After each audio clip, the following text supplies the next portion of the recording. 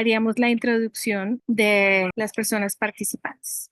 Bien, bueno, muchas gracias, bienvenidos para todos. Mi nombre es Alejandro Pinzón, yo hago parte, soy de la Corporación Códices. Vamos a pedirles si es posible, si alguien tiene alguna dificultad de que podamos grabar esta sesión, pues nos interesa muchísimo poderla publicar también en nuestro canal de YouTube, somoscodices.org. Entonces, nos gustaría poder publicar, hacer la grabación. ¿Están de acuerdo todos? Sí, claro que sí, de mi parte sí. Sí, de acuerdo.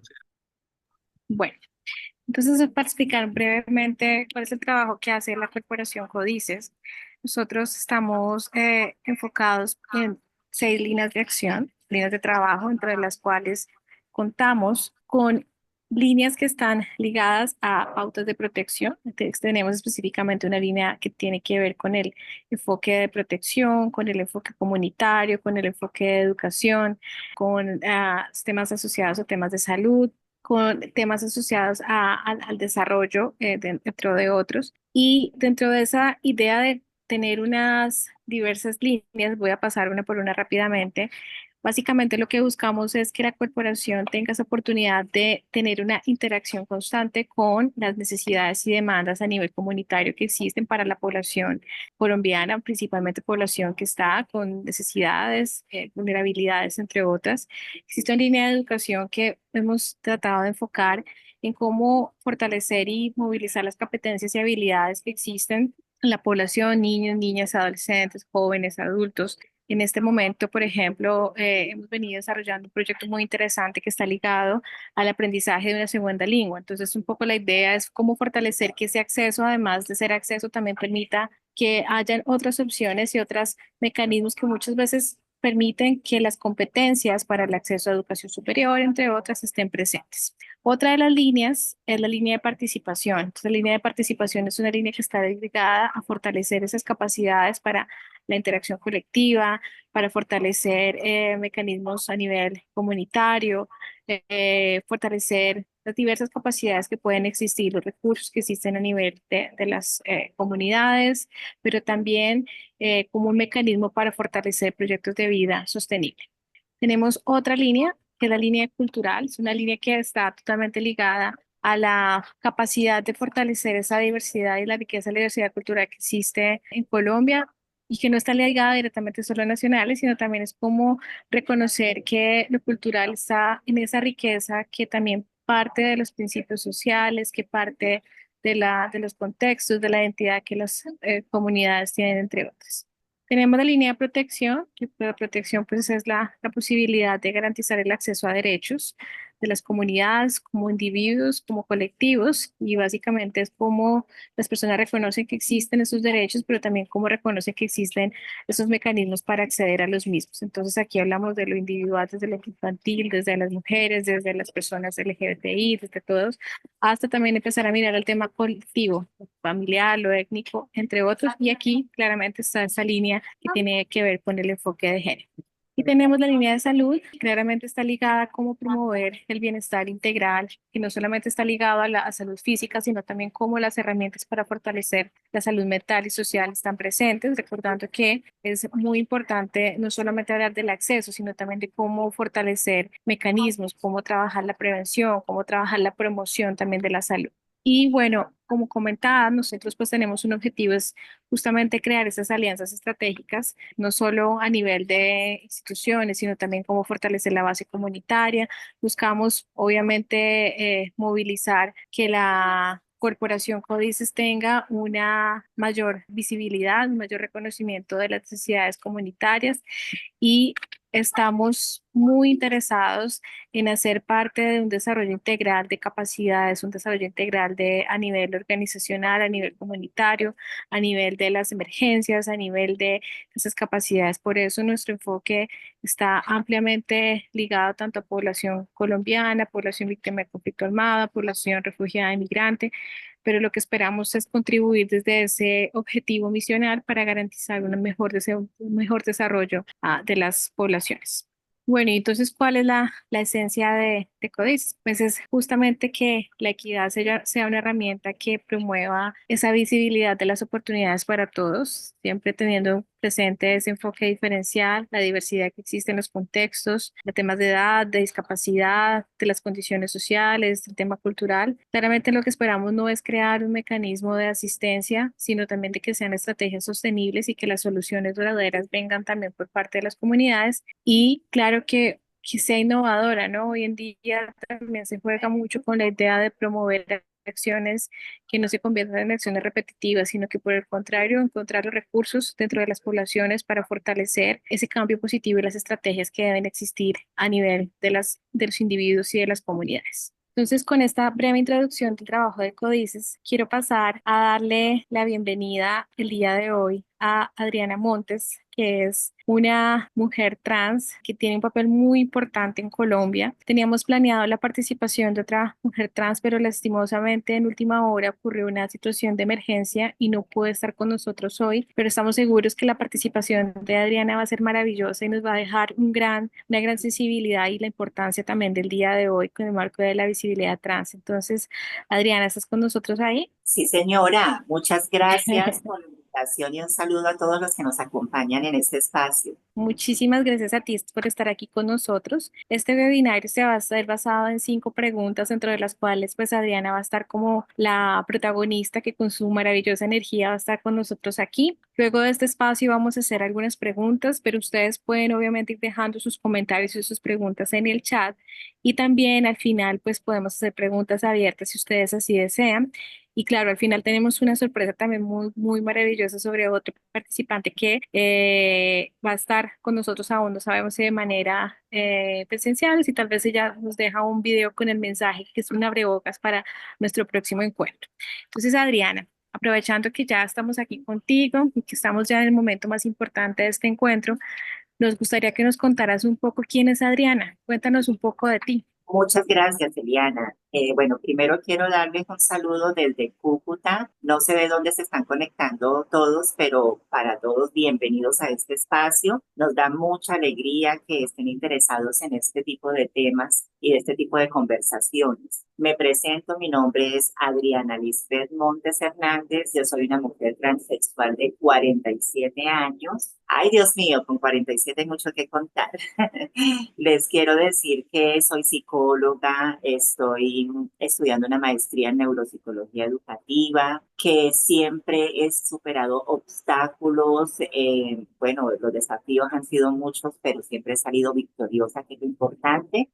A partir de esto, digamos que en el campo profesional me he desempeñado en diferentes áreas. Actualmente estoy en la Secretaría de la Mujer y Equidad de Género de la Gobernación de Norte de Santander, donde precisamente esto que estamos o que vamos a conversar me da la oportunidad desde mis competencias laborales, desde mis obligaciones contractuales a seguir en la lucha por la equidad de género, a proteger los derechos de las mujeres y de la población diversa, toda vez que pues hemos adolecido de lo que son las violencias de género, los prejuicios, la exclusión y todo esto que en el marco de los derechos pues se tiene que trabajar fuertemente. Por otro lado, he tenido experiencia en salud pública, en salud sexual y reproductiva, trabajando también toda la protección de los derechos sexuales de las mujeres, las oportunidades que tengan al acceso a los servicios de salud, a las decisiones y la autonomía sobre su cuerpo.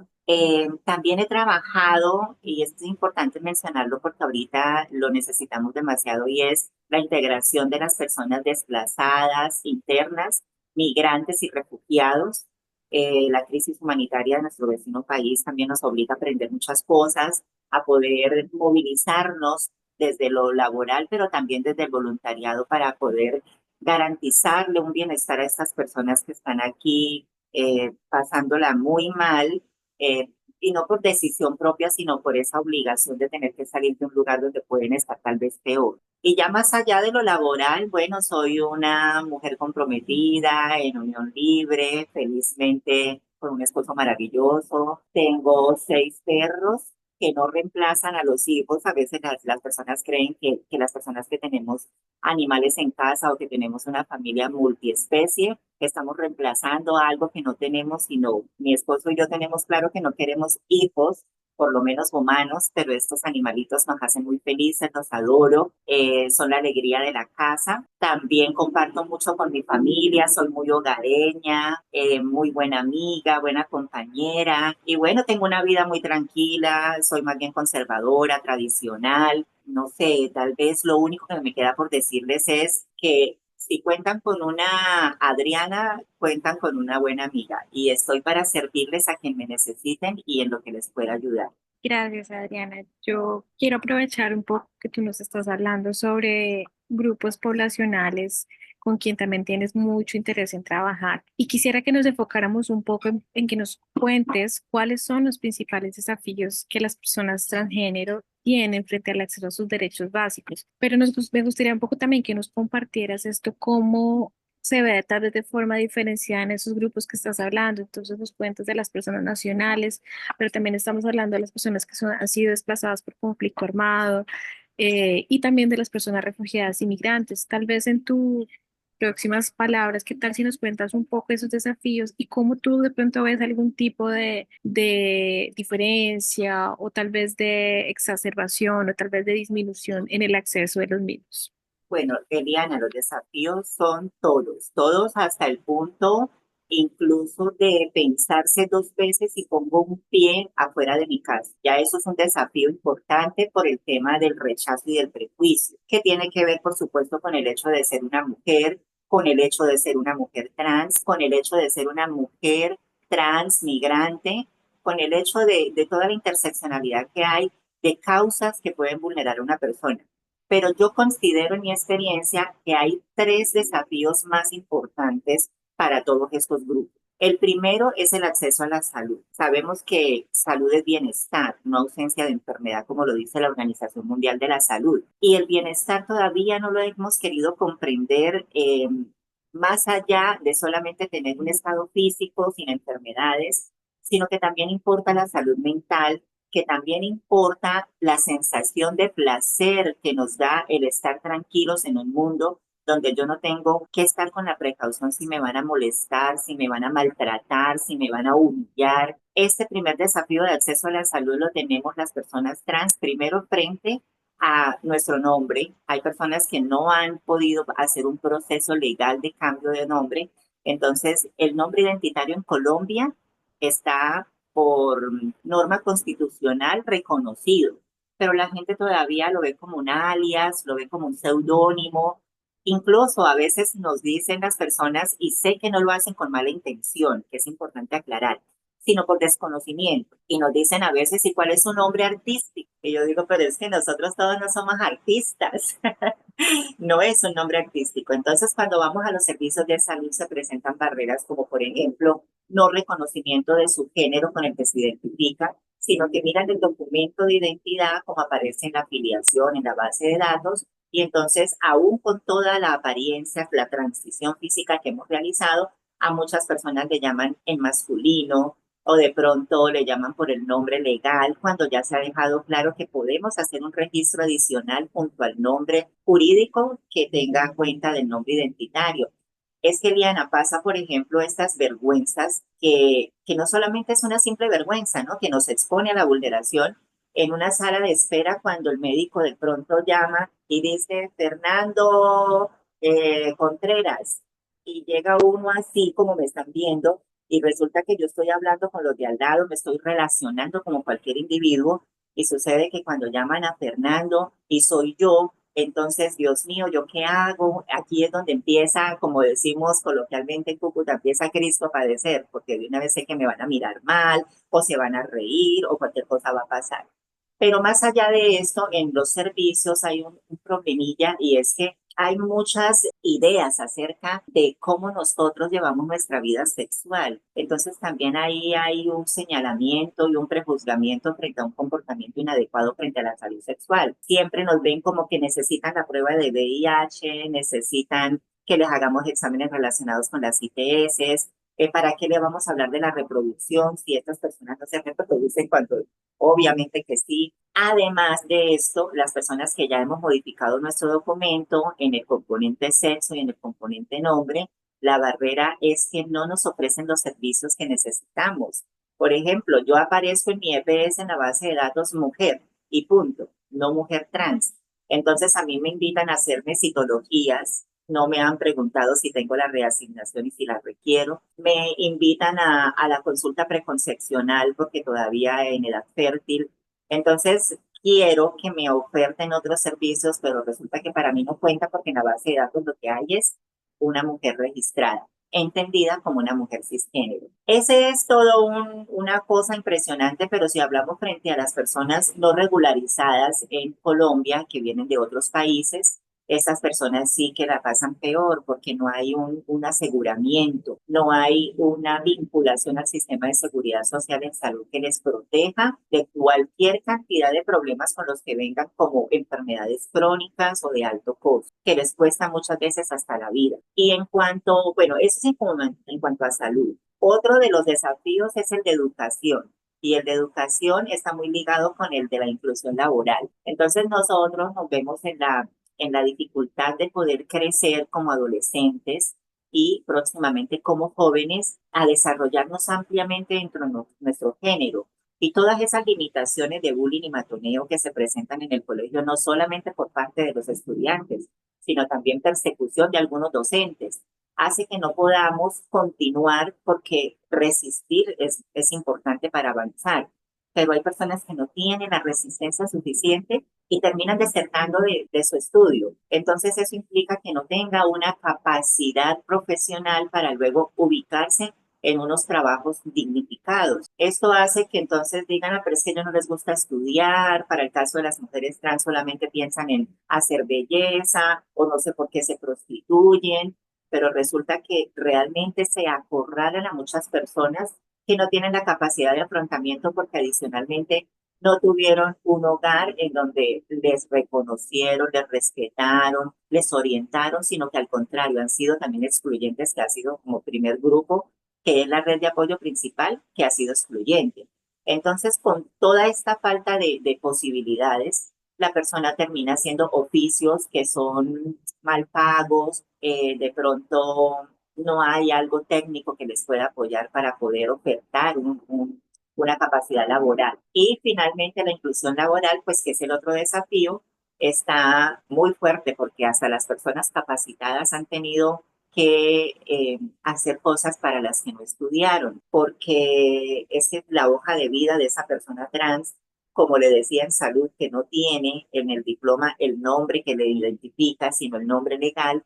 Entonces le dicen la frase que ya todos conocemos, no nos llame, nosotros la llamamos. Y ahí nos quedamos esperando la llamada y nunca llega porque no podemos demostrar, es muy difícil que podamos demostrar la discriminación en este caso. Y yo sé que no me están llamando por ser una mujer trans, pero si yo voy a hacer una reclamación van a decir, no, pues aquí se presentaron muchas personas, escogimos la más idónea, estas cumplen el perfil también. Y creo que tenemos derecho a elegir. Es muy difícil en estos casos poder demostrar la discriminación, entonces seguimos ahí atajados, pero seguimos en la lucha de fortalecer a las personas que están pasando por estas dificultades para que no desistan, para que persistan, para que puedan entender cómo afrontarlo y no nos demos por vencidos. Porque si habemos personas, Eliana, y quienes nos escuchan, que hemos podido lograr, que hemos podido avanzar, que hemos podido llegar a las metas que nos proponemos, pues yo creo que todos sí podríamos.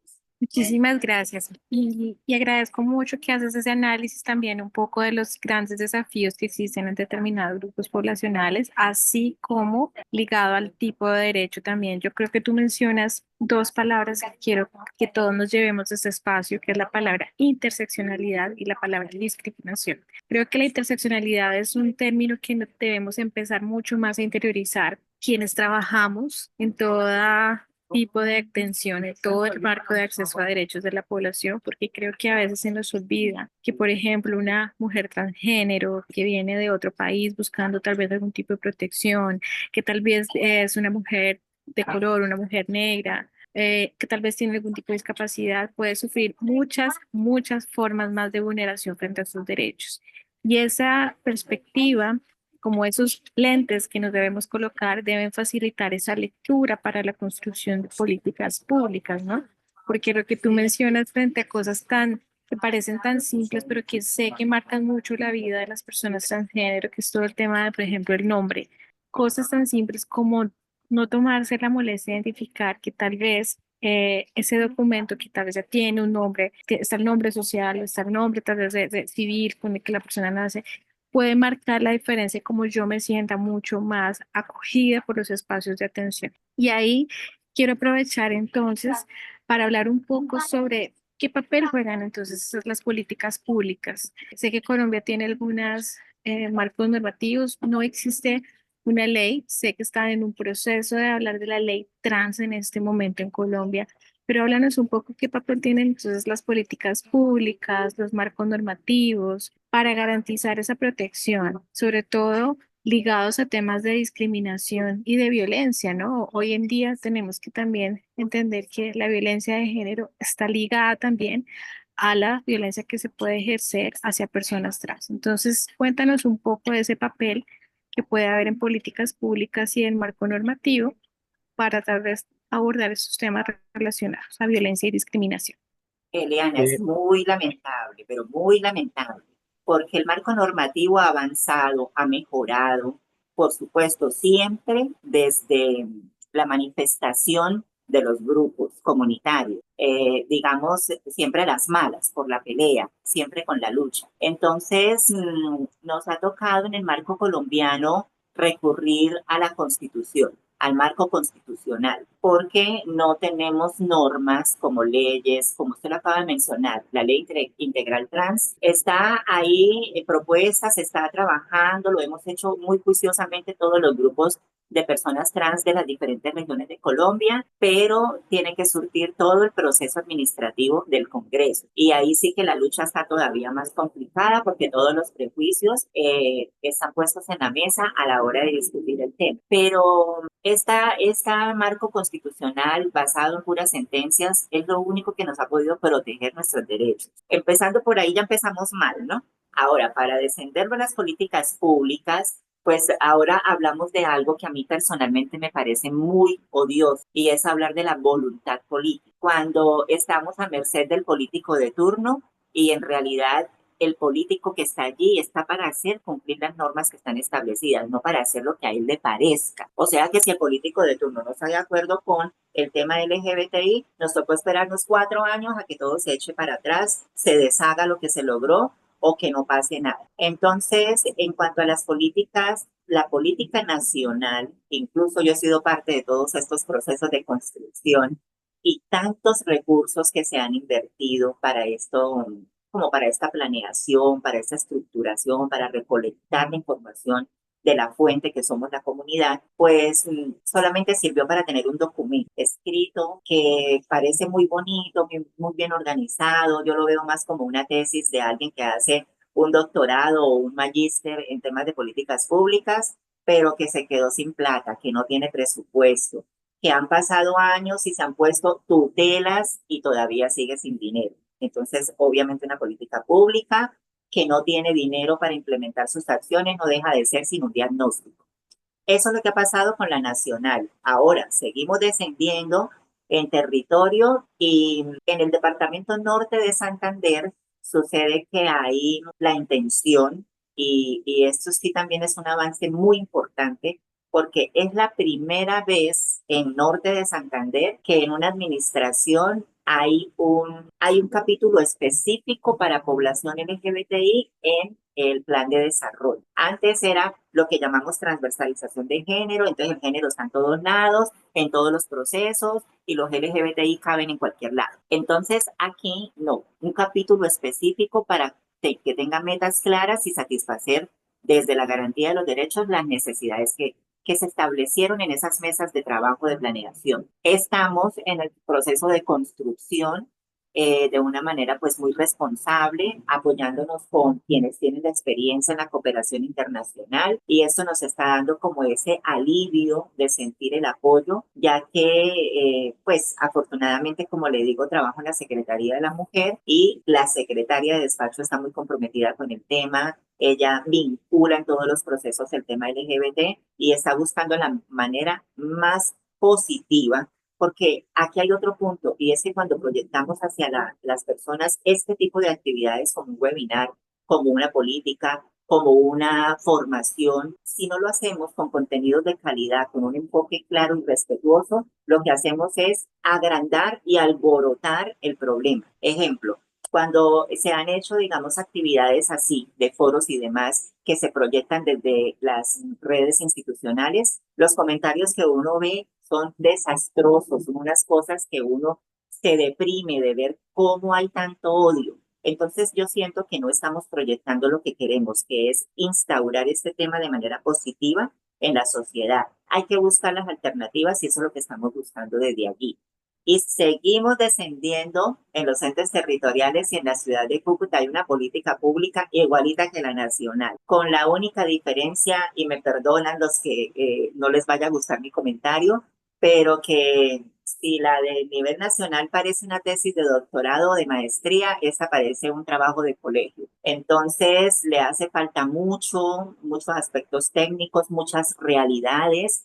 Y la respuesta es la misma, que no hay presupuesto. Entonces, ¿qué van a hacer en esa administración? Responder a un nuevo proceso, que es revisarla, mejorarla, hacer una caracterización comunitaria. Eliana, en conclusión, nos tienen más enredados que un nudo y no le vemos respuesta positiva o de impacto para nuestra gente. Yo personalmente le puedo decir que conozco mis derechos, los defiendo, hago uso efectivo de él, pero es que me siento privilegiada o definitivamente soy privilegiada, pero a mí me duele personalmente esa gente que no está en la misma posición, que ni siquiera conoce sus derechos, que no sabe para dónde coger, que no sabe que es una ruta de atención, que quiere ayuda pero ni siquiera sabe dónde pedirla y que llega a un estado de abandono por parte de la institución donde pues si los otros ni siquiera les importan, mucho menos le van a orientar y le van a ayudar. Ese es el panorama. Sí, no, muchísimas gracias. Yo creo que inclusive, yo quiero ir un poquito más globalmente, yo creo que estamos en un momento muy complejo de tal vez tentar de ocultar, tal vez tratar de volver a invisibilizar muchas de las luchas que han habido frente a los temas de las personas transgénero. Creo que cuando se desconoce los avances y cuando se corta de una forma tan radical como yo siento que es un poco lo que está aconteciendo ahorita en el mundo, tal vez no vemos que quienes quedan más afectadas directamente son las poblaciones que han venido en esa lucha constante. A mí me gusta que tú haces ese análisis también un poco a partir de lo que pasa local, nacional, y también mencionas algo que la realidad en últimas para poder más derechos humanos y es la voluntad política, lastimosamente, ¿no?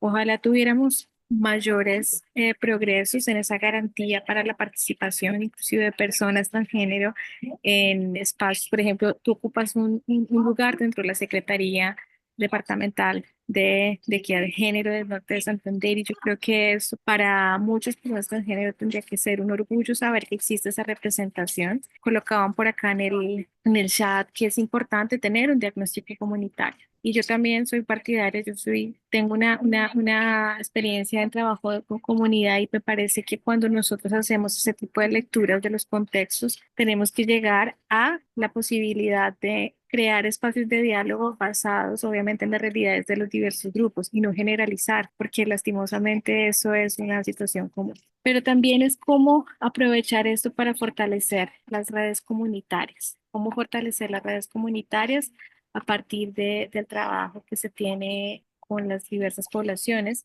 Y ahí yo quisiera hacerte una pregunta, porque yo creo que siempre, digamos que una cosa que yo he la población que está, es que existe apoyo, cuando existen organizaciones, es muy interesante, es muy importante, porque eso fortalece como esa posibilidad de ser conocedora de mis derechos, de poder exigir con ellos con mayor como base. Y nos gustaría que nos contaras cómo las organizaciones y redes comunitarias pueden fortalecer ese apoyo para el trabajo de la población transgénero, cómo ser más inclusivo, pero sobre todo cómo traer esos enfoques interseccionales, porque ya hablamos un poco de lo institucional, pero también yo creo que es interesante ver cómo lo comunitario también entra a jugar un papel importante y también porque estoy segura de que acá seguramente hay muchas personas que son parte de comunidades y que para ellos también será bien importante tener ese tipo de lectura. Entonces, contigo. Bueno, Liana, voy a referirme principalmente en mi territorio, en mi entorno inmediato, la ciudad. Aquí tenemos una historia muy larga acerca de esa organización comunitaria. Y es que la primera, el desconocimiento de qué es llevar un liderazgo responsable, de qué hacemos nosotros como población tan diversa, porque es que toda esta diversidad también nos impide llegar a acuerdos muy fácilmente y no es para menos, porque tenemos diferentes apreciaciones de nuestra persona, de nuestra identidad, de nuestro género, de nuestra orientación sexual. En ese orden de ideas, con tantas necesidades distintas, y nos han querido meter en un solo saco a todos, decirnos LGBT, pero saber que son lesbianas, gays, bisexuales, personas trans, en medio de otra gran diversidad, más allá de las que he mencionado, entonces no podemos ponernos de acuerdo con facilidad. Esto que ha hecho que muchas veces la institucionalidad entienda o malentienda que nosotros somos complicados, que ni siquiera nos ponemos de acuerdo, que es muy difícil trabajar con nosotros, que es un conflicto entre nosotros, entonces pues que no le dan importancia porque consideran que ni siquiera nosotros mismos se la damos. Esa fue como una primera fase y que ha ocurrido en todos los territorios donde se han querido organizar. Entendimos con el tiempo que era necesario desarrollar competencias de liderazgo inicialmente y de organización en segunda medida. Entonces, en ese liderazgo hemos estado formándonos para eso, para ser líderes, para tener la capacidad de movilizar, la capacidad de interlocutar en la institución, buscar las maneras de generar procesos que impacten y que puedan traer la mirada de todos hacia acá, pero de la manera más positiva posible. Y eso nos permitió entonces tener unas personas, digamos, importantes que querían hacer este ejercicio y que tenían sus grupos poblacionales asociados o demás, como le quieran llamar, algunos se organizan de manera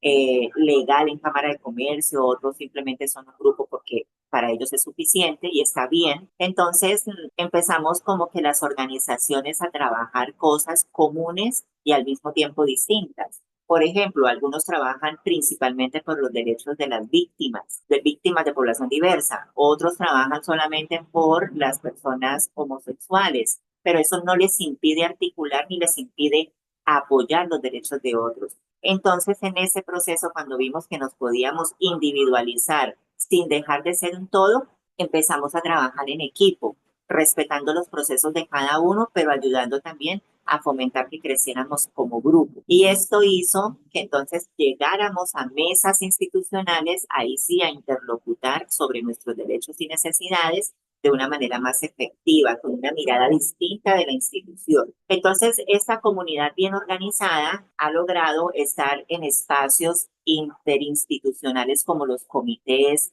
mesas de trabajo, incluso pues hemos podido participar de la construcción de los planes de desarrollo y demás. Hasta aquí pues nosotros hablamos de un avance importante de lo comunitario, pero debo resaltar que en esa afán, en esa necesidad por velar por respuestas a nuestras necesidades, las comunidades lamentablemente nos hemos traído las organizaciones responsabilidades de las instituciones que no debemos tener porque nosotros no tenemos presupuesto, no generamos dinero, por lo tanto no podemos satisfacer las necesidades que nos llegan a diario por parte de nuestros pares, pero que nosotros canalizamos y enrutamos hacia las instituciones competentes y gracias a esta gestión de tantos años hemos podido entonces tener ese contacto directo con algunos delegados, donde, bueno, se entienden es con los líderes, podemos hacer acuerdos, llegar a alianzas o tener ese enlace institucional que dice, claro, yo entiendo su problema, he trabajado con ustedes también durante mucho tiempo, estoy en la institución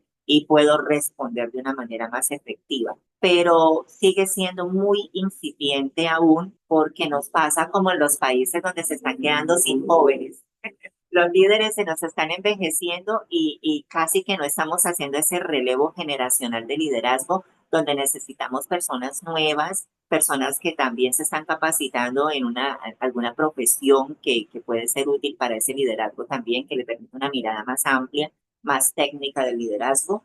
Y nos falta mucho, mucho por hacer, pero también tenemos que reconocer que hemos avanzado bastante. Acá para de pronto los que nos acompañan y tienen esa intención, están trabajando en esos aspectos comunitarios, es formar redes de apoyo de ambas líneas, institucional y comunitaria, que podamos entender cuáles son las competencias de la institución para que seamos un brazo de apoyo y no seamos los bobos útiles que le hacen el trabajo al que realmente tiene la obligación y está cobrando por lo que hace. Eliana, ese es como lo general. Bueno, No.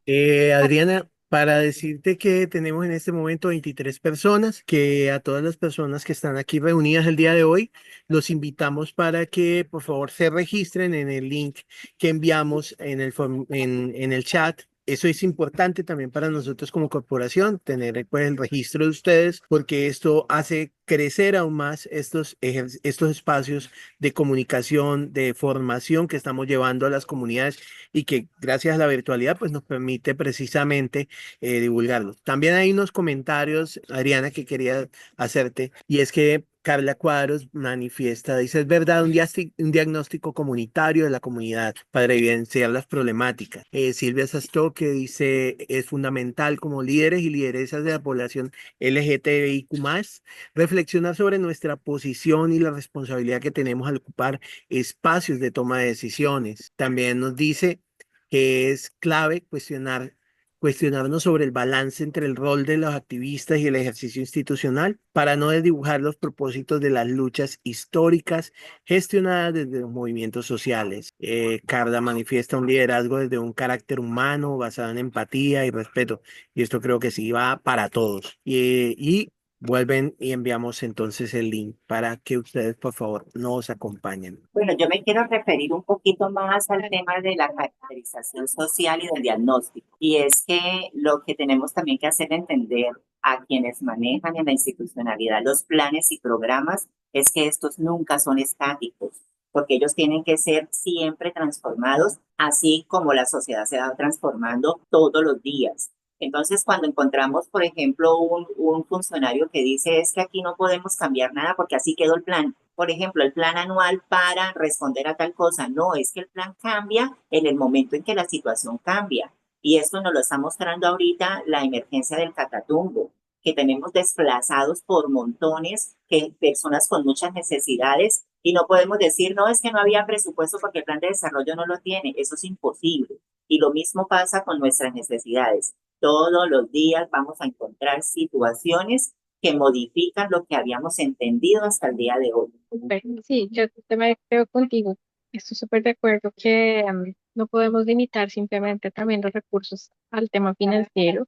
Creo que también hay que pensar que inclusive, como traes la emergencia del Catatumbo, yo quiero también traer aquí una reflexión cuando existen emergencias por desplazamiento forzado, situaciones de cambio climático, por temas relacionados a migración forzada o al tema de refugio. Existe un alto riesgo de que la violencia de género se exacerbe en este tipo de contextos, se convierta en un factor que facilita que la violencia se presente. Y ahí entra claramente todas las diferentes formas de discriminación. Y ahí obviamente entra también la situación de las personas transgénero. Entonces, eso que tú traes es importante porque como siempre empezar a hacer la interseccionalidad de ese análisis de cómo las comunidades están, muchas veces va dejando un poco en rezago ciertos grupos poblacionales, pero lastimosamente son de los grupos que más riesgos presentan, porque como ya existen unas discriminaciones que son de base, ahora que lleguen a determinados contextos, donde se habla de un desplazamiento, cuando se habla de temas de migración, cuando se habla de temas de refugio, obviamente se puede ver evidentemente esto, pero se invisibiliza.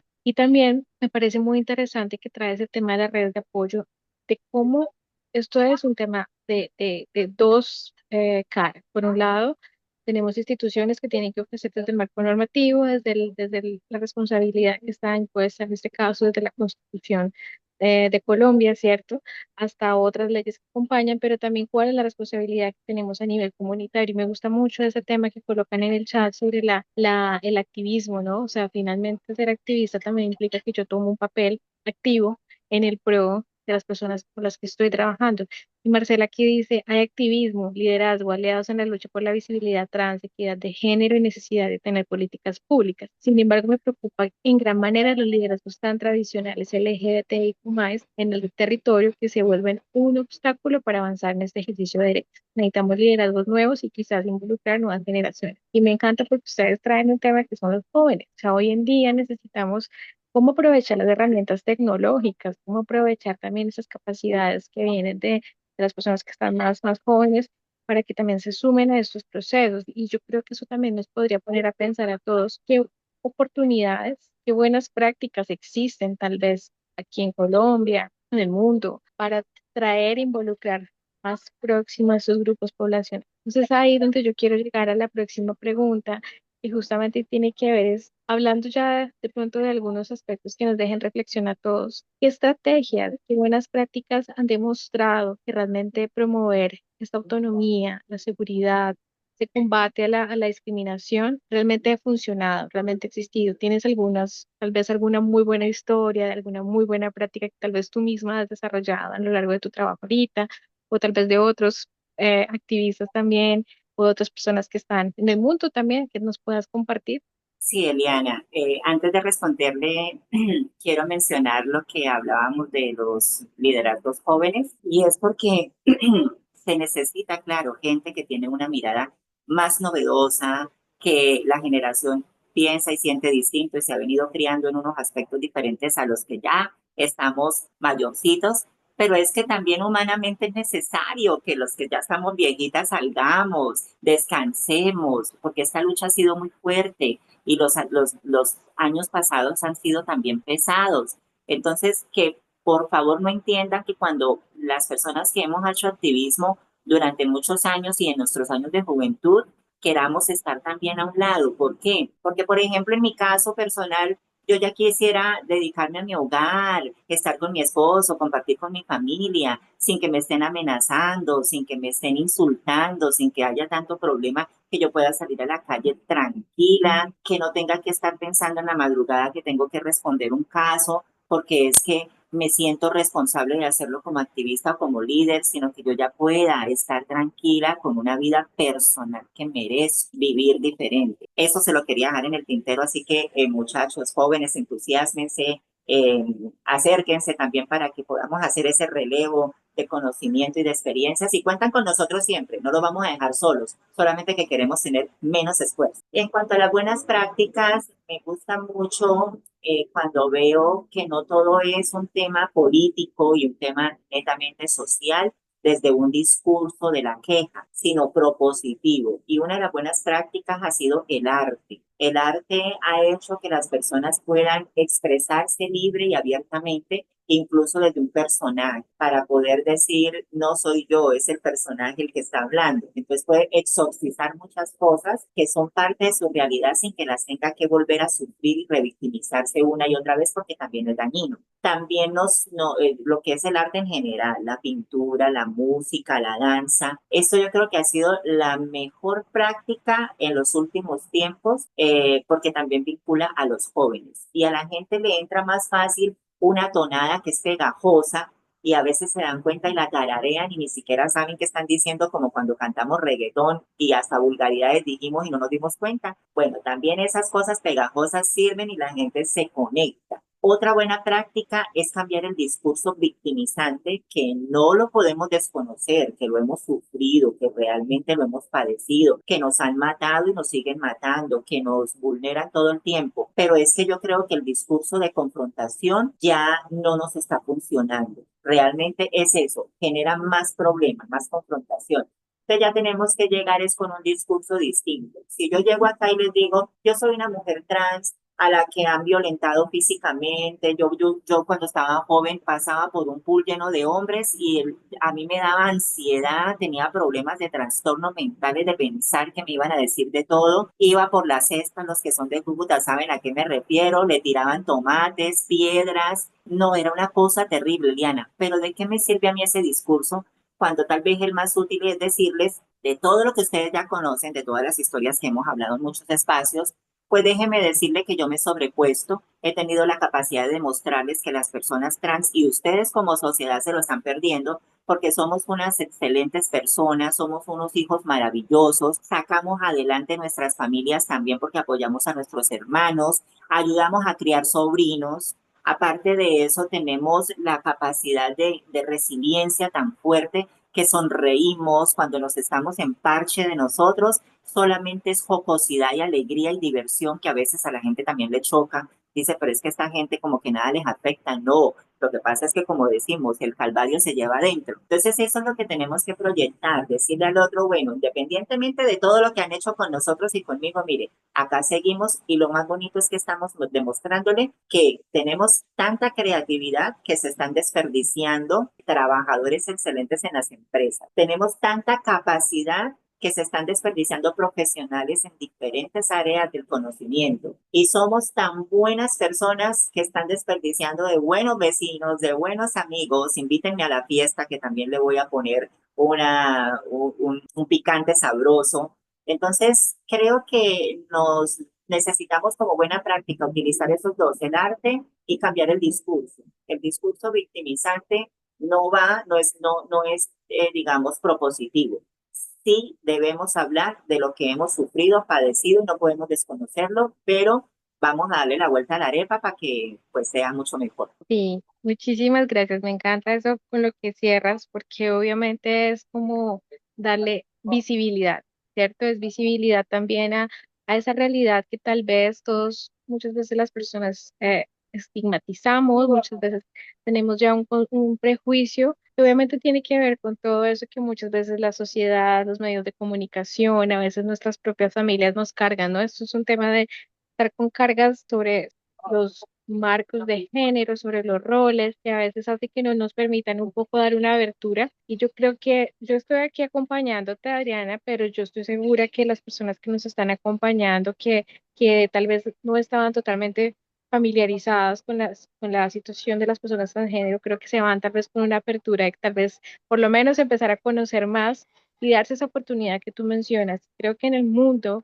existen mujeres transgénero, hombres transgénero, que han tenido un papel maravilloso en esta lucha de los derechos humanos, que han tenido un papel representativo tanto a nivel político, social, en sus propias familias. Y yo creo que solo a partir de la base, que es cómo las familias mueven un poco dan esa abertura para que sus hijos, hermanos y demás puedan entender que la diversidad sexual, todos los temas de género, que es una cosa que va mucho más allá de lo que nos quieren a veces colocar como simplemente ser hombre o ser mujer, es tan amplio.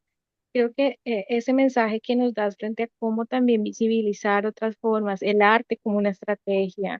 Para mí simplemente el hecho de darse la oportunidad de conocer y de poder ver más allá, creo que ya es una de las mejores prácticas y uno de los mejores caminos. Pero sin duda, el arte es una estrategia que ha movilizado pues el mundo históricamente, ¿no? Desde diversas formas del arte. Entonces ahí voy a dejar solamente un tip que de aquí a poco vamos a contarles un poco que tiene que ver también sobre el tema de arte con el tema de género. Pero quería pues agradecerte, Adriana, yo creo que fue súper interesante escucharte. Yo me voy muy feliz también, no me voy todavía, pero también creo que nos vamos todos aquí como con ese mensaje valioso de cuáles han sido sus caminos. Ojalá hubiéramos tenido la oportunidad de hablar un poco más también de lo que ha sido estas luchas desde lo histórico, ¿no? Pero un poco también retomando lo que están contando ahorita en el chat, es justamente eso, de cómo algo importante va a ser educar a las generaciones que están llegando. La familia debe ser educada al interior sobre lo diverso con relación a lo sexual y estamos desperdiciando la esencia humana del sexo. Entonces, creo que ese punto de las familias es un tema muy interesante, cómo sensibilizar más. También hablamos de cómo se promueve que existen organizaciones de cuidado y cuidadores en el norte de Santander, una cosa que es pues, maravillosa que nos está compartiendo por aquí también Doris. Y tenemos una pregunta. Entonces, con esta pregunta, Adriana, queremos abrir entonces unos minutos para quien quiera también de pronto levantar la manito o colocar su pregunta aquí en el chat. Pero voy a leerte entonces la primera pregunta, que sería, ¿cuáles han sido los principales obstáculos que has enfrentado en lo laboral en la Secretaría de la Mujer? Mis respetos para usted por ser tan valiente en defender sus posturas. Entonces, cuéntanos un poquito sobre tus desafíos y quien más se anime, por favor, pueden levantar la mano, dejar sus mensajes en el chat. La pregunta, ¿cómo se llama? Espérame un segundo que yo estoy, es que también no les conté, tuve que cambiar de Evelyn La varios sitios. Cruz. Evelyn, Evelyn La Cruz. entonces también súbele Evelyn. otro. Ah, ok. Me gusta tratarlo así muy personalizado, ya que es Evelyn quien lo pregunta. Evelyn, muchas gracias por participar para hacer esto mucho más dinámico. Quiero comentarle que desafíos, ya se los voy a explicar, pero primero quiero que sepa cómo percibo yo un desafío. Y para mí, y me van a disculpar la palabra un poco maleducada, pero yo utilizo esto de echarme una crema que se llama me importa un culis. ¿Por qué? Porque no es que yo diga, a mí no me interesa lo que la gente diga de mí, es que verdaderamente no me interesa. ¿Y por qué no me debe interesar? Porque es que lo que el otro opina de mí es la pequeña percepción que puede tener de lo que yo le permito, de lo que yo le puedo ofrecer y dar a su alcance. ¿Quién es la dueña de mi vida? Yo. ¿Quién es la que conoce mi historia? Yo. Todo lo que se diga de mí son versiones distintas de quién soy yo en realidad.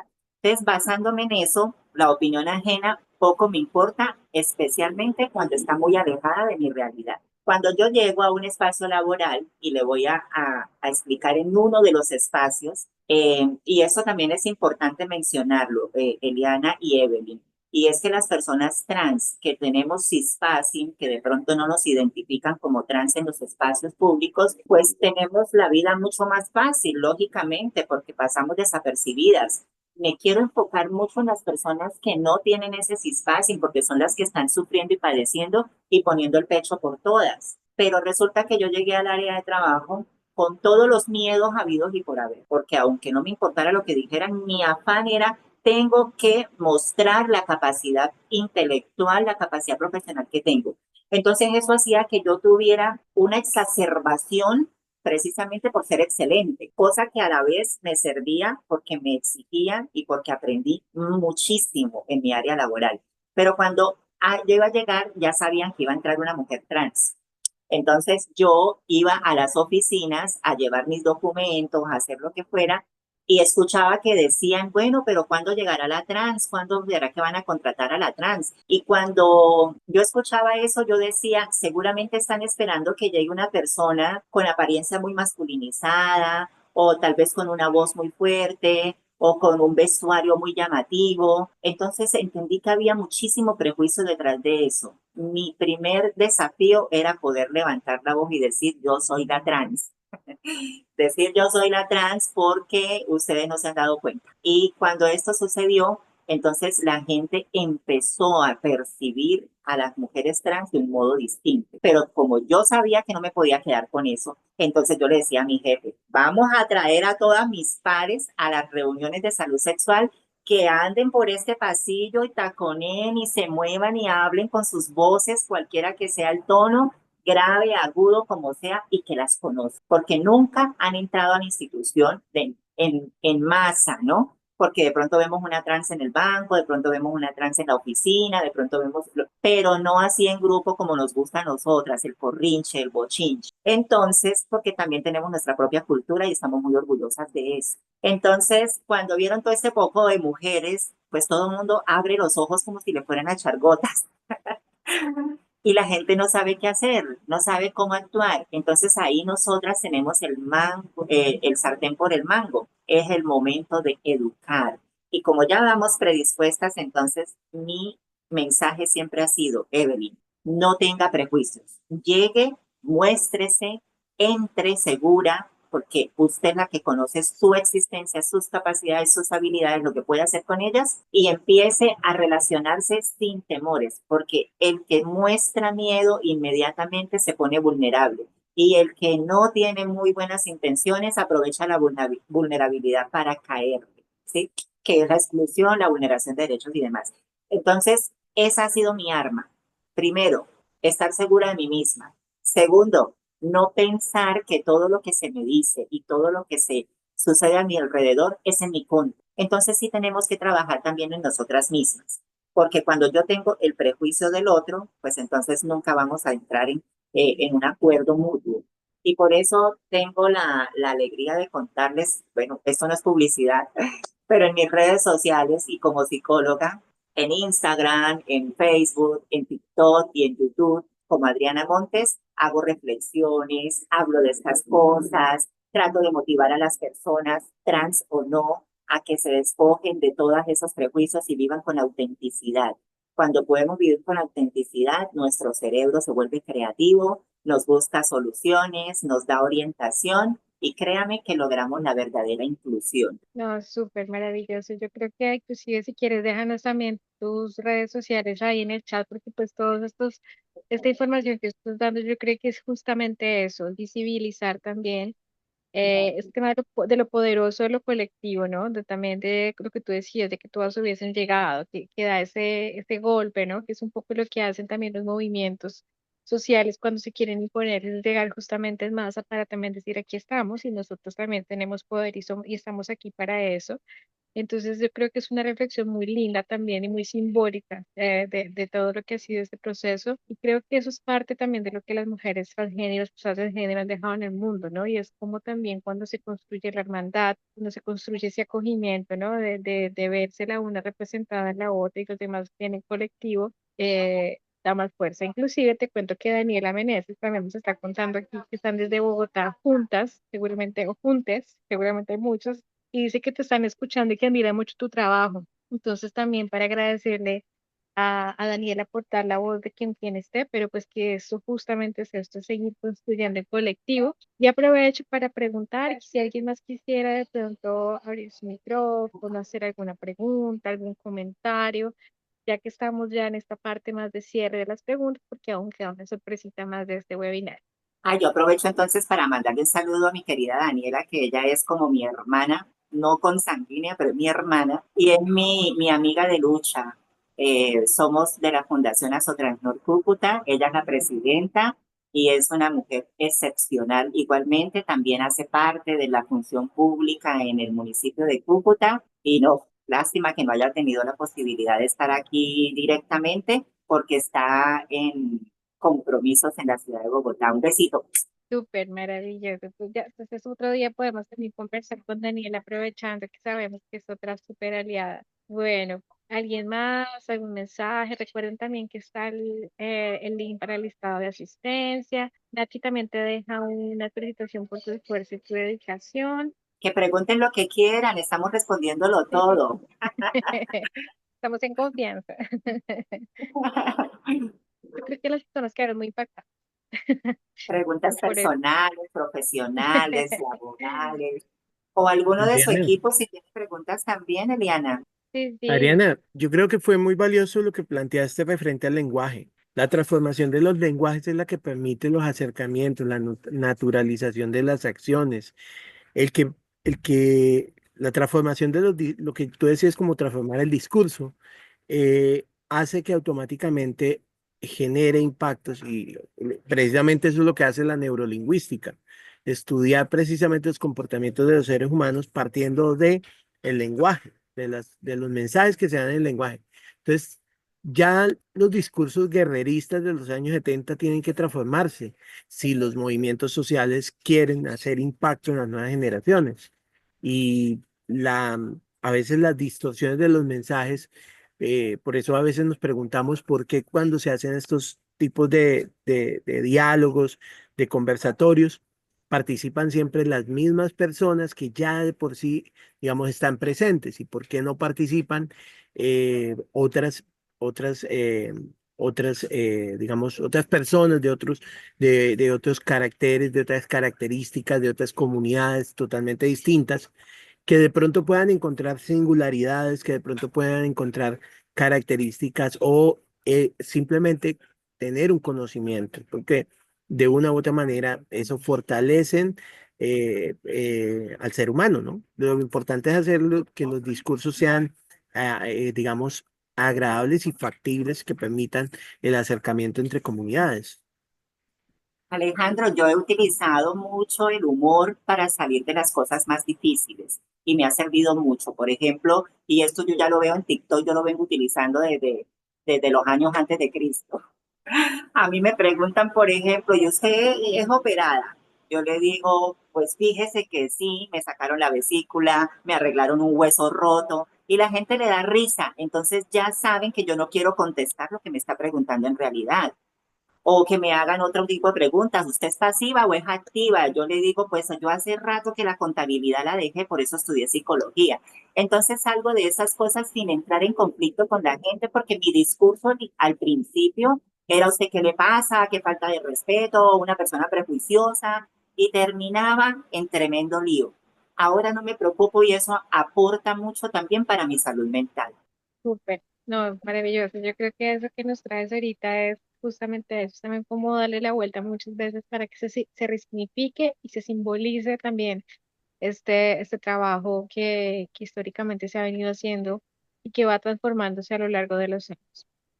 Adriana, querida, yo creo que antes no vamos a cerrar aún, pero quisiera para cerrar pedirles que nos den unos minutos más para presentarles un abrebocas de lo que va a ser nuestro próximo webinario, que va a continuar obviamente con este tema ligado a temas de protección, que va a traer el tema cultural y el tema artístico de base. Y voy a pedirle amablemente a mi compañero Héctor que por favor nos comparta un video que nos dejó una invitada que hoy no consiguió presentarse aquí con nosotros, pero que tenía súper disposición de dejar el mensaje. Sí. Eliana, para decirles que Liliana Barón es una artista norte santanderiana de Cúcuta que viene trabajando con la Fundación Casa de Piedra, que hace parte también de las alianzas que tiene la Corporación Códices con las diferentes organizaciones de base comunitaria y sociales que están en Norte de Santander.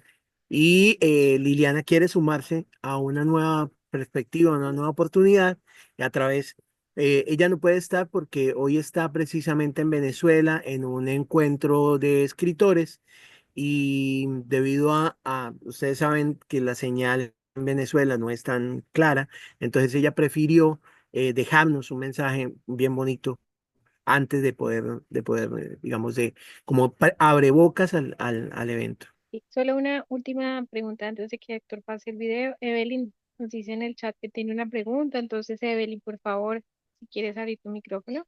Allá, ella deja una pregunta para Adriana en el chat que dice, ¿cómo sería la mejor manera de explicar la transexualidad a un adolescente que está curioso por el tema? ¿Cómo crees que desde el colegio se puede abordar? Inicialmente, sabemos que la educación sexual ha sido un privilegio para algunos, que los padres de familia están en contra de que estos temas se toquen en el aula de clase, que el Ministerio de Educación le ha dado línea para que en los proyectos pedagógicos esto sea un hecho en la clase, pero que no educaron a los maestros para dar respuestas. Entonces, nos va a tocar a nosotras, Evelyn, seguir haciendo la tarea. En este orden de ideas, lo que podemos hacer son grupos pequeños con adolescentes que identifiquemos en el caso de quienes quieren hacer la transición y poderles explicar que lo que están sintiendo no está mal, que lo que están sintiendo es muy natural, que le pasa a menos personas en la población general, pero que quienes ya lo hemos entendido y lo hemos vivido y lo hemos afrontado, podemos darle unas formas de poder avanzar en ese proceso de transición, que es importante en un proceso de transición entender qué tipo de persona trans, porque la gama de experiencias de vida trans es muy amplia y no tenemos ninguna persona que oriente por qué imponer un tipo de forma de vivir la transexualidad o el transgenerismo frente a la persona que estamos orientando. Que entienda qué diferencia hay entre el sexo y el género y cuál es la identidad frente al género. Que esta persona pueda encontrar en su realidad cuáles son los riesgos frente a la salud física, si de pronto pasa un tratamiento hormonal, si es a muy temprana edad, cuáles son las consecuencias a futuro, cuáles podrían ser las posibilidades de una transición quirúrgica, pensarse en la reproducción antes de intervenir cualquier parte del cuerpo y demás. Esto sería lo ideal para este grupo. pero también encontramos otro grupo que son las personas que no se identifican trans y tenemos que hacerles entender que estas otras existen y que tienen que convivir con ellos sin tener ningún tipo de conflicto existencial, que no son el enemigo, que las personas todas somos igual, somos diferentes con derechos iguales, que somos todos ciudadanos y la sana convivencia es importante. Pero es muy difícil si lo hacemos en las instituciones educativas, Evelyn, porque los chicos nosotros los educamos en el aula y luego llegan a la casa y le dan un discurso distinto. Ellos quedan entonces confundidos o de pronto dicen, no, la razón la tienen mis papás, no me importa lo que me dijeron en el colegio, lo que me quieren es empezar a cambiar, a lavar el cerebro. Entonces es importante que lo hagamos simplemente más allá de los conceptos que a veces son los que le complican a la gente, que cada día se inventan no sé qué, el discurso común, que cada vez se inventan no sé cuándo, ahora se burlan de nuestra identidad diciendo, es que yo soy transedad porque tengo 50 pero me siento de 20, o sea, hacen unas comparaciones ridículas y absurdas para desmeritar nuestra identidad. Entonces lo que tenemos que hacer simplemente es enseñarle a un adolescente que existen personas de todo tipo en el mundo, que no solamente son diversas en el género, sino son diversas en la raza, son diversas en las creencias, son diversas en diferentes aspectos. Y en medio de toda esa diversidad, pues estamos nosotras, las personas trans, y que por lo tanto aprovechar de que las personas trans puedan ser parte de su grupo, de su red de apoyo, le va a dar la oportunidad de que esas personas les transmitan conocimientos, alegría, felicidad, que no le tengan miedo a vincularse, simplemente acérquense, conózcanla y si de pronto la persona no le gustó, pues está bien como cualquier ser humano, porque a mí todas las personas no me caen bien y no sea porque sea trans o no. Entonces, que no está mal que alguien no me guste, pero cuando no me gusta no tengo por qué dañarla. Y si me gusta, tengo que sacar todas sus potencialidades para beneficio de los dos. Perfecto. Por acá tener una pregunta. Yo creo que esa sería nuestra última pregunta de ahorita, para respetar también los tiempos de todos. Y sería, Adriana, ¿cómo ha gestionado y equilibrado su ejercicio de activista con el rol perdón, cómo ha gestionado y equilibrado su ejercicio de activista con el rol en el sector gubernamental? Bien, lo mencionaba antes en la excusa de que necesitamos descansar y es que cuando hacía el ejercicio de activismo de frente, de lleno, era cuando estaba yo todavía en ese desarrollo de la madurez personal y profesional. Ahora no me baso en el activismo. Danielita, que tengo la oportunidad de que esté acá acompañándonos, es quien está a cargo de ese activismo, de frente a toda la población. Yo estoy detrás de ella, siempre sirviendo de apoyo, de bastón. Estoy ahí siempre también temerosa, porque aprovecho para decir que Daniela es una mujer demasiado fuerte, que así la amenacen 50 veces, ella sigue para adelante, pero yo no. Yo siento miedo que me vayan a hacer daño, yo cuido y protejo mi integridad porque ya pienso en mi familia y demás. No digo que ella no lo haga, pero son decisiones diferentes. Entonces, ¿cómo lo llevo? Ahora llevo un activismo muy pasivo, sin dejar de hacerlo. Aprovecho las oportunidades que me dan para hablar y poder visibilizarnos y proyectarnos, pero estoy más dedicada a lo laboral. Pero en esta área de lo gubernamental, estoy muy feliz de tener la oportunidad de incidir y poder dar la puerta abierta para muchos de mi población para poder ser el puente entre los que toman decisiones y las necesidades de mis pares. Entonces, estoy ahí como a veces me dicen a mí, Adriana, no sé con qué chaleco viene hoy. Entonces, ustedes saben que los chalecos los utilizan institucionalmente. Entonces, ¿con qué chaleco viene hoy? ¿Con el de la activista o con el chaleco de la funcionaria? Yo le digo, no, yo soy Adriana y mis pensamientos van a estar siempre ahí presentes los mismos. Entonces, como funcionaria para poder aportar y tomar decisiones y como activista para reclamar cuando ustedes lo hacen mal. Bueno, perfecto. Mil gracias, Adriana. Mil gracias a todos por las preguntas. Mil gracias también a la doctora Miriam Carreño, que está por ahí también, que ha sido una gran aliada en todo este ejercicio, que está también dejando unos mensajes maravillosos en el chat sobre la reflexión con las familias.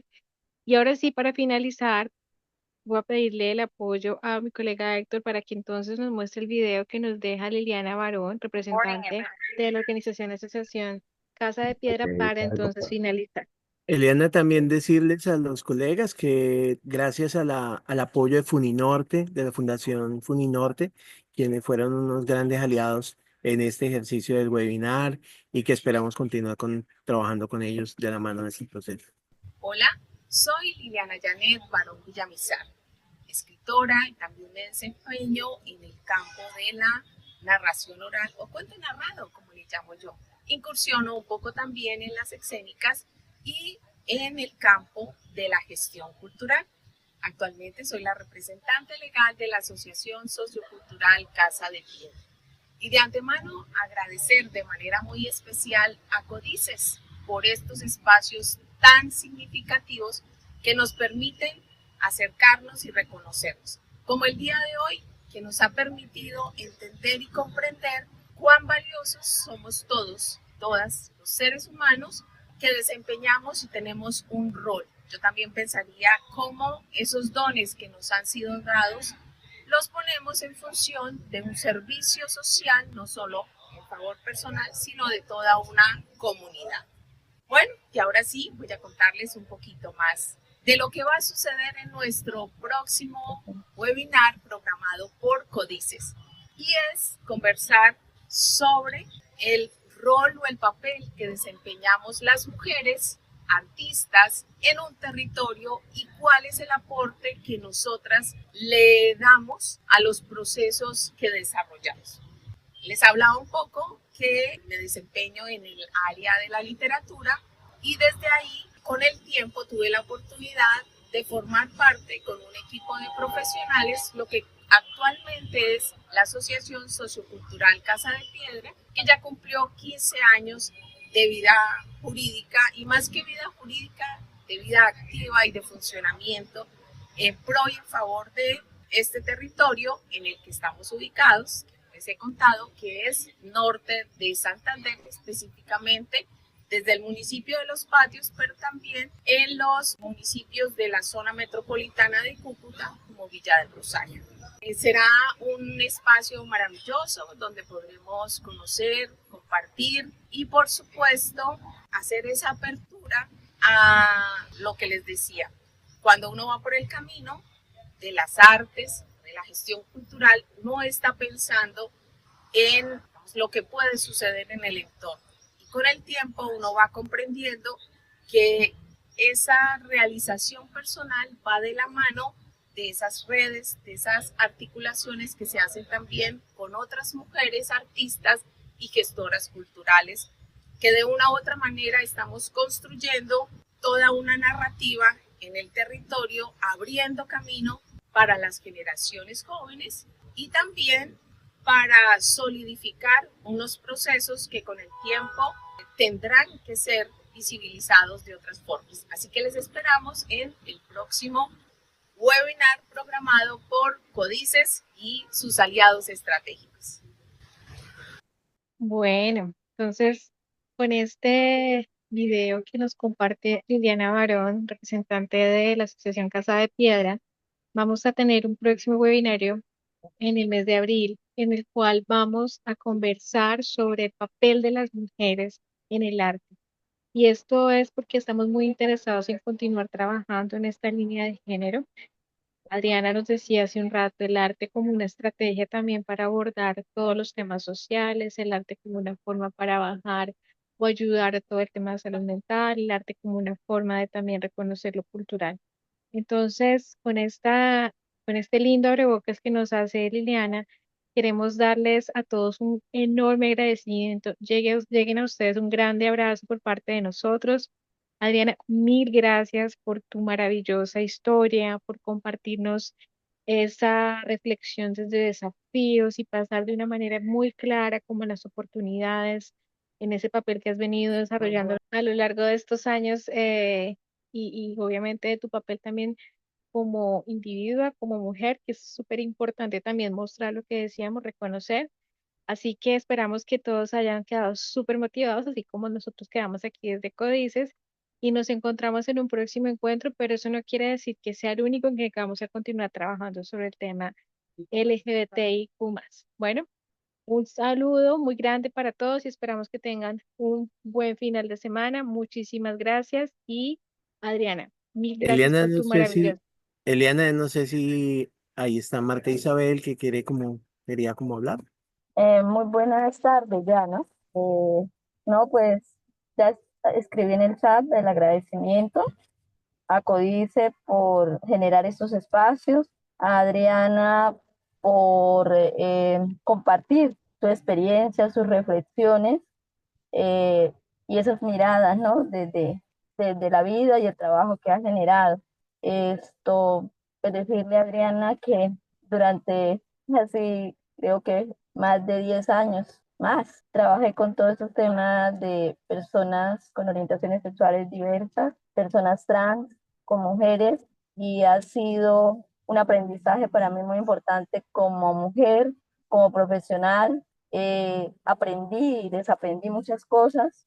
Además, considero que aún sigo en contacto con muchas personas que, digamos, solicitan ese amor, esa parte, esa mano amiga, ¿no? A veces no tan profesional, sino también yo considero que esa mano amiga, esa persona que quiere al ser humano, ¿no? Entonces, lo que Mercedes nos compartió me parece muy importante para poder seguir contribuyendo en esas personas que se acercan a uno o en esos espacios donde hay que asumir posiciones desde el amor y el respeto, pero sí desde los derechos humanos, ¿no? Para ir ganando unos espacios. Entonces, muchas gracias por invitarme a participar, a formarme, a compartir un momento. Mira que cuando uno quiere, yo tenía, se me presentaron una serie de cosas que tuve que hacer y yo les digo, estuve en todo, pero nunca sin quitarme estos audífonos y sin estar comprometida. Gracias, un abrazo. Muchas gracias, Martica. El compromiso siempre es súper importante, como su merced lo menciona, y también pues agradecer porque sabemos que su merced es una representante de todo este trabajo por la equidad y por la igualdad. Y bueno, entonces de nuevo muchísimas gracias. Tal vez de nuevo, Adriana, esperamos que también haya sido un momento agradable para ti. Un abrazo muy grande y esperamos que tengan un muy feliz final de semana. Chao, chao.